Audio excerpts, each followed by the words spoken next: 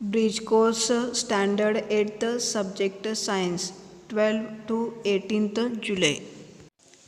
In this video we are going to discuss about the activity number 7 to 9. Students, here we start activity number 7. Reference for this is standard 7th 5th chapter food safety. See here, all constituents of the food: carbohydrates, fats, proteins, vitamins, minerals, fibers and water that is necessary for the proper growth of our body. Now see, we get these nutrients from the food materials like wheat, jawar, pulses, rice, vegetables, fruits, etc. But what will happen if these food materials are infested by insects or spoiled in any way? जर समजा हे food जे आहे तर ते काय झालं, spoil झालं, खराब झालं, नासाडी झाली त्याची, तर का होईल त्याची, तर त्याच्याबद्दल बघूया आपण food spoilage. So what are the factors responsible for food spoilage? So there are sometimes fruits or their skins turn black. Some foodstuffs give out the foul or bad odor. So these such type of foodstuffs that are not suitable for us for eating.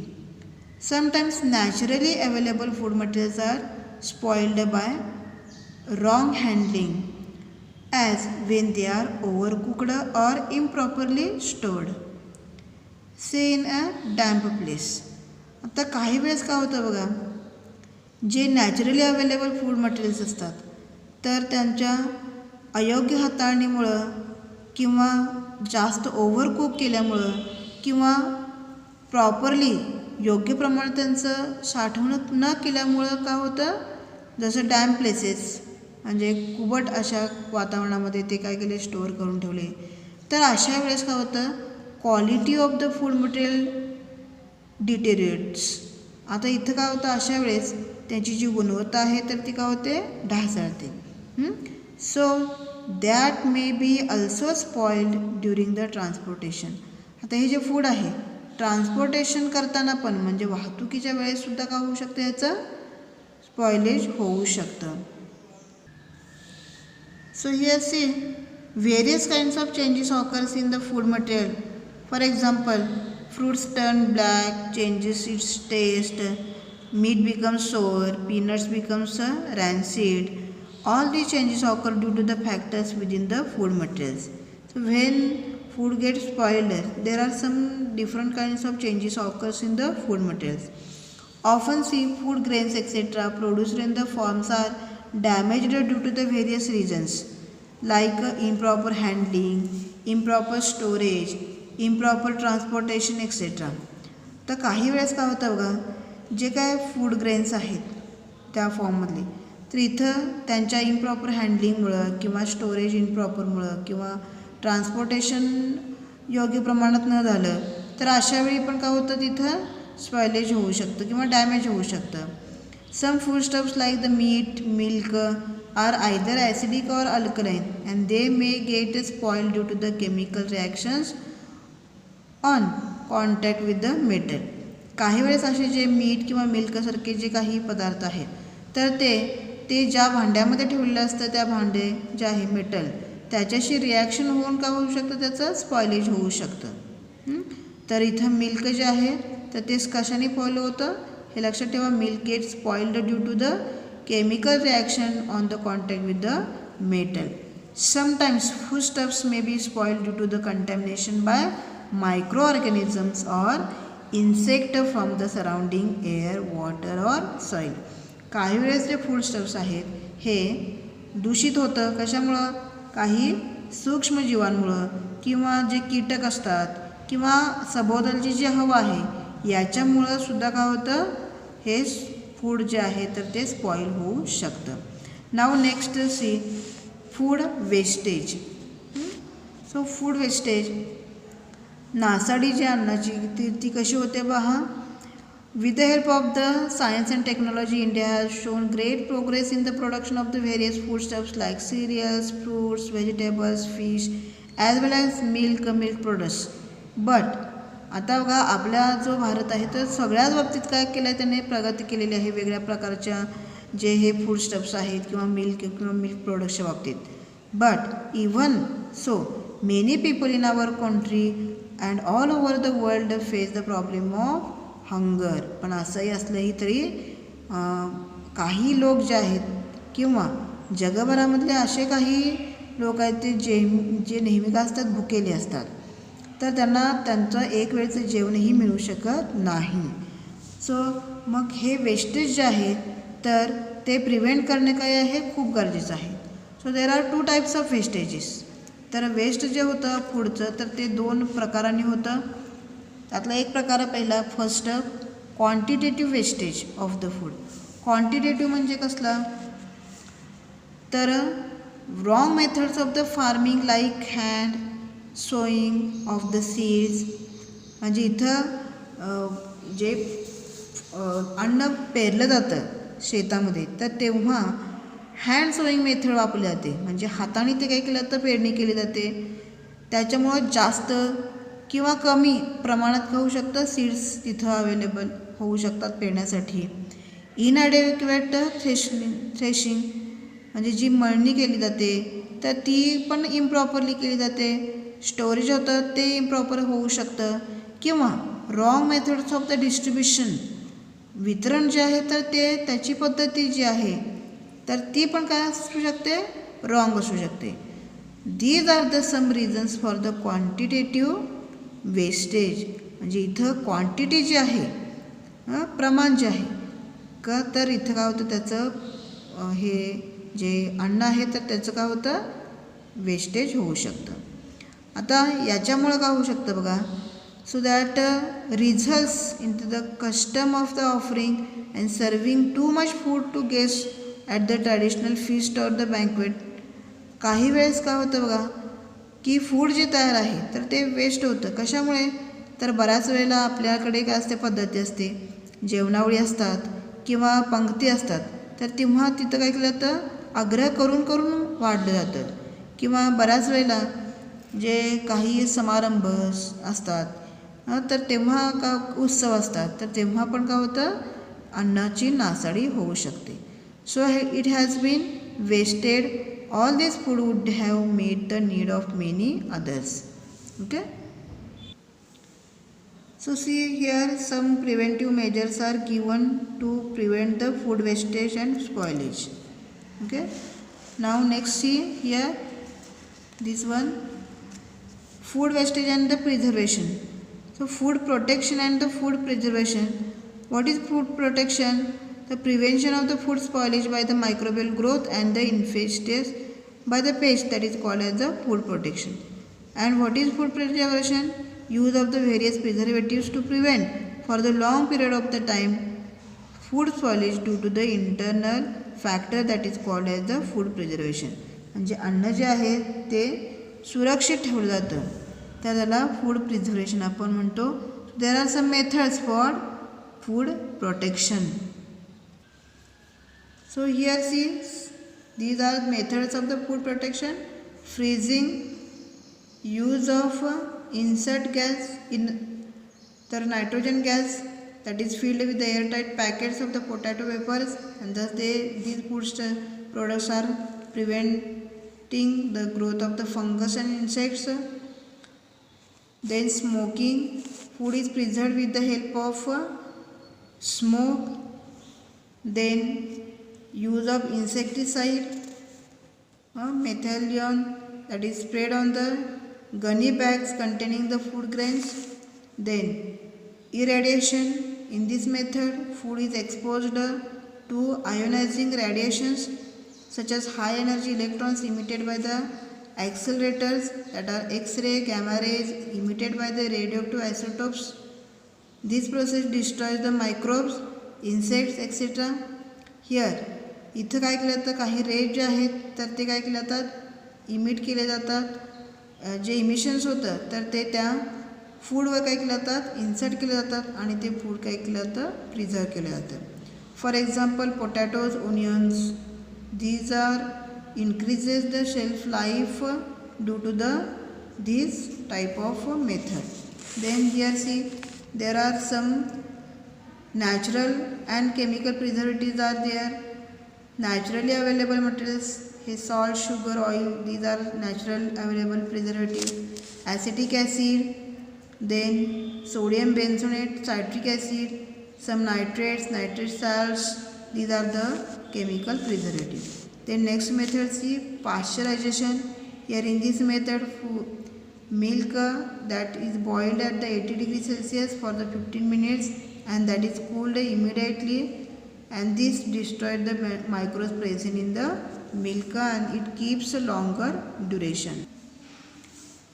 Here see some food materials, adulterants, taste for that, and conclusion is given in this chart. Milk get adulterated by water, then red chili that is adulterated by brick dust, then turmeric powder is adulterated by methylene yellow, and rava is adulterated by fine iron fillings. So to identify these adulterations, here tests are given and here conclusion निष्कर्ष दिलेला आहे. So this is about the activity number 7. Now activity number 8, 6th chapter, measurement of the physical quantity. So here see there are two types of quantities, scalar quantity and vector quantity. So it is this is expressed by its magnitude alone, that is a scalar quantity, and when the quantity is expressed completely only when the magnitude and directions are both given, that is called as a vector quantity. Now see mass, the amount of matter present in the substance, that is a mass. Mass is a qualitative measurement of the inertia of the object. The larger the mass, greater the inertia, and mass is the scalar quantity. It does not change from place to place anywhere. कुठेही जगभरामध्ये गेला तर मास जे आहे तर ते change होत नाही. Gram and kilogram that are the units of mass. Then weight, here see, so weight, gravitational force that acts on this mass, on the mass, that is called as a weight. Gravitational force by which the earth attracts the object towards its center, that is called as the weight of the object. Means here weight is a vector quantity because it needs magnitude as well as direction. Direction, that is the force acts on which direction, that is essential for this, and therefore it is a vector quantity. Now see here force is, or gravitational force is different at different places, and therefore weight get changes at different places or on the different planets. Now see standardized measurements. So standardized measures are required for the measuring things, and these measures are called as the standard units. Now see when here see for example meter is a specialized unit for measuring length. Suppose the span of the hand is accepted as the unit for the measuring length. With this unit we can measure the length of the cloth as 2 hand span, 3 hand spans, and so on. However, the length of the cloth measured by each one of us will come out the different. आता समजा आपण metre हे काय specialised unit आहे लेंथच्या मेजरमेंटमध्ये, पण समजा आपण span काय घेतला, आपल्या हाताची वीथ आहे ही युनिट घेतला आपण मेजरसाठी लेंथच्या, तर तेव्हा काय होईल पहा. तर इथं जेव्हा आपण कापड एखादं घ्यायला गेलो तर त्याचं लेंथ कशी मोजणार आहे, 2 विता किंवा 3 विता वगैरे, आणि त्याच्यामुळं काय होणार आहे, प्रत्येक त्या कापडाचं मेजरमेंट आहे प्रत्येकाच्या बाबतीतलं ते काय असणार आहे, वेगळं असणार आहे. आणि म्हणून हँडस्पॅन हे काय आहे, span that is not a standard unit for measuring length. Now see here fundamental quantities. So it is enough to select the few out of the many quantities and standardize their units. You may see from the examples the unit of the quantities, length and the time need to standardize.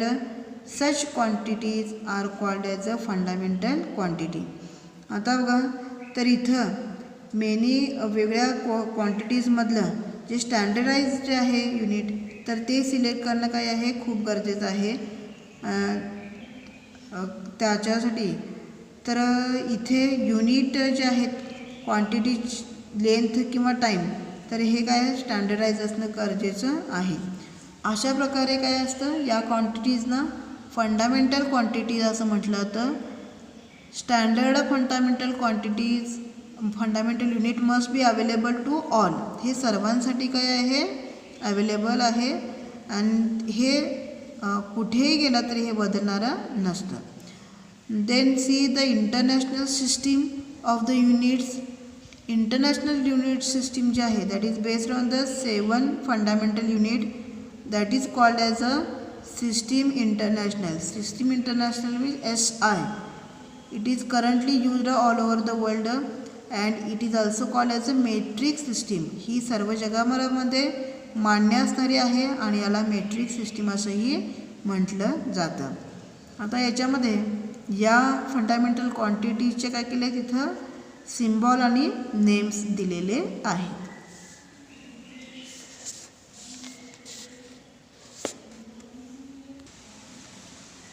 Now see the importance of the accurate measurement. According to the appropriate device, it has been used for the measurement of the substance that are precious of the great importance and used in very small quantity, that is done meticulously and accurately. आता हे जे काही एकदम जे precious आहेत किमती आहेत आणि जे खूप काय आहेत महत्त्वाचे आहेत जे खूप कमी प्रमाणामध्ये वापरण्यात येतात असे जे काही जे सबस्टन्स आहेत अशा सबस्टन्स मेजरमेंट हे नेहमी कसं व्हायला पाहिजे ॲक्युरेटली तंतोतंतच होणं काय आहे खूप गरजेचं आहे. तर due to the advancement of the in technology devices that measure very small magnitudes of the quantities like the distance, mass, time, temperature are available now. आणि मग आता ह्या ॲडव्हान्स्ड टेक्नॉलॉजीमुळं खूपच कमी मॅग्निट्यूड असणारे काय आहेत तर असे मेजर करणारे काही डिव्हायसेस जे आहेत तर ते आता अवेलेबल आपल्याला होऊ शकतात डिस्टन्स, मास, टाईम, टेम्परेचरच्या बाबतीमध्ये. तर इथं हे जे डिवाइस आहेत तर ते मेनली स्पोर्ट्समध्ये किंवा गोल्ड मेजरमेंट करताना बॉडी टेम्परेचर मोजताना वगैरे याचा काय केला जातो यूज केला जातो. So this is about the activity 8. Now see activity number 9, 7th chapter motion, force and work. Here distance and displacement is given. So see what is displacement. The minimum distance traversed in a particular direction along the straight line is called as displacement. See here distance. What is distance? So distance, that is the length of the route accurately traversed by a moving body irrespective of the direction is called as a distance.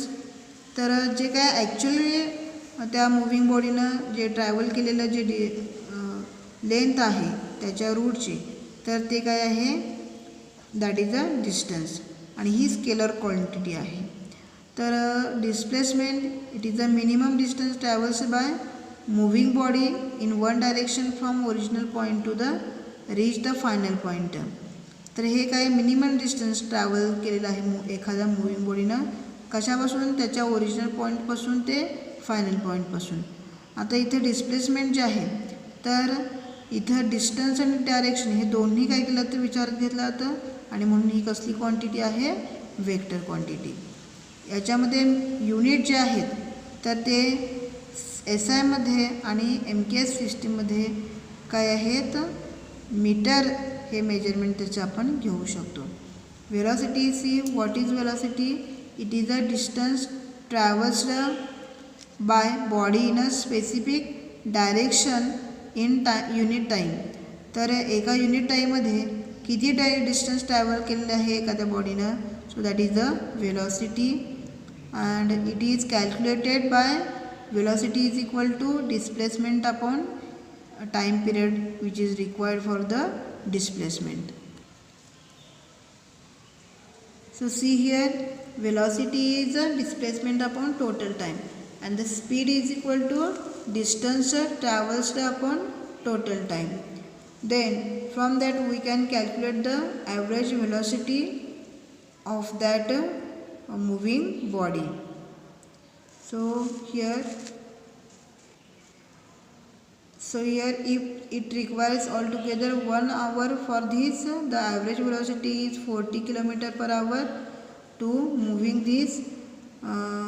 Here if the truck travels the 10 km distance AB in 10 minutes, BC in 20 minutes and CD in 30 minutes, then average of this is total and here the total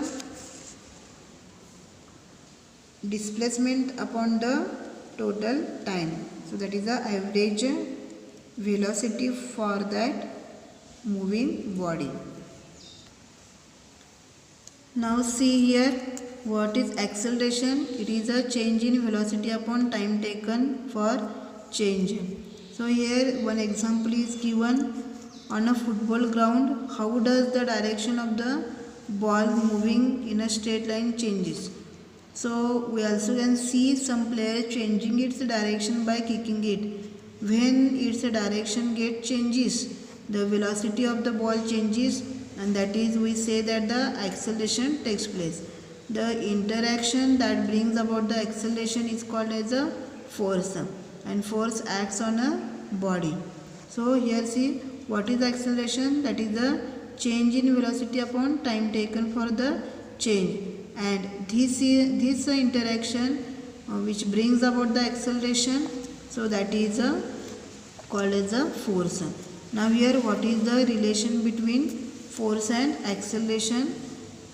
Here some examples is the velocity of the coin decreases due to the force of the friction and the coin stops. If the friction between the carom board and the coin is reduced, the coin keeps moving for the longer time, and it would mean that no force of the friction is acting on a moving body. It will keep on moving with a constant velocity. So इथं काय केलं बघा, यात काय इथं दिलं meaning.